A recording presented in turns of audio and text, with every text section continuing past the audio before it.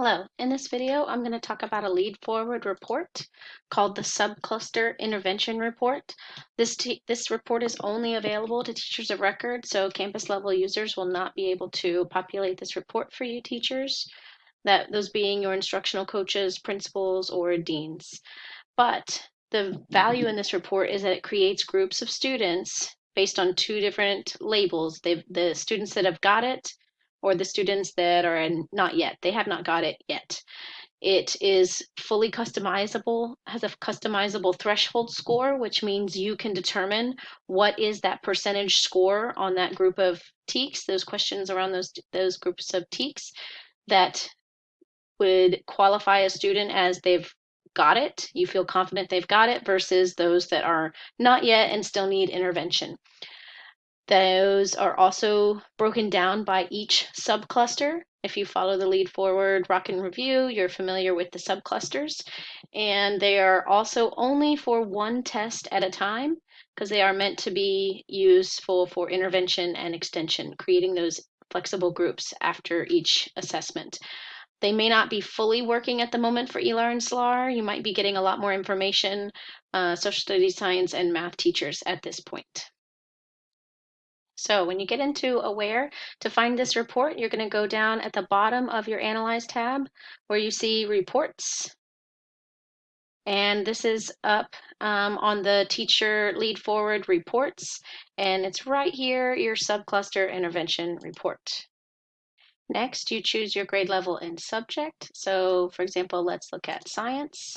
The nice thing about this, for those of you who are secondary teachers or who are departmentalized elementary teachers, is you can filter and only show students in certain class periods, or you could look at all of your students. If you just want to create a report for all students and you'll separate them out by class period, you can choose all students.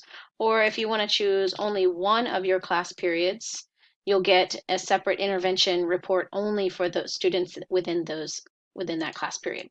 So afterwards, you click choose test. And for example, I'm just going to look at a district benchmark, but any campus test, you can do this for any campus test, any district unit test, mock star released test, or any district benchmark test. The only thing that you cannot do this report for are your teacher tests. So that's a plug to convert those teacher tests to team tests so you can do some excellent data analysis with them. So I'm going to click a district benchmark. This is where I said you have a fully customizable threshold point. 65% is the default that Lead4ward gives us for what will qualify as a student for the got it category versus the not yet category. But you could change that to any percentage that you wanted. I'm going to leave it at 65%, but that is up to you. After you have looked at all of these different sections, you go to Next, and it will populate all of the assessments that fit that criteria. Now, I'm going to look at this just for the March assessment, and I'm going to go Show Report. Now, it looks as though, nothing is populating at this point, but for that district benchmark, for the physical properties of matter, TEKS cluster and these three subclusters, it probably was not tested, and I see that not tested here.